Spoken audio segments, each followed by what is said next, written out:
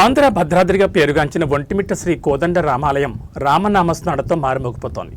ఈరోజు శ్రీరామనవమిని పురస్కరించుకుని ఆలయంలో వార్షిక బ్రహ్మోత్సవాలు అత్యంత వైభవంగా ప్రారంభమయ్యాయి. తెల్లవారుజాము నుంచే భక్తులు భారీ సంఖ్యలో తరలివచ్చారు.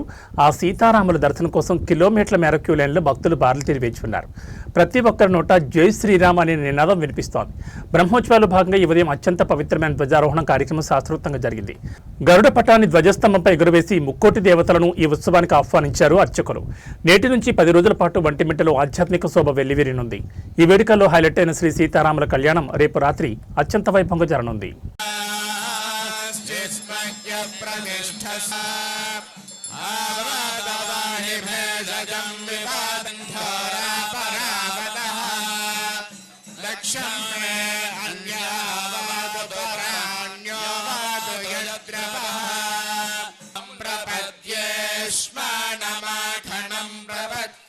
प्रजापते ब्रह्ममेधा मयि प्रजां मयि सूर्यो प्रचोदधातु गन्धः पृथिवी उतद्यो गयानन्दिर्दिशः शान्तिरवान्तरदिशः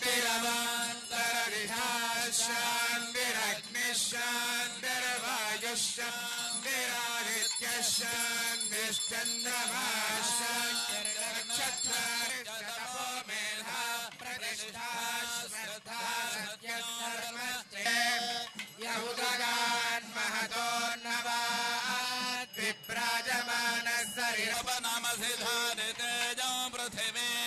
ब्रह्मणा महेधा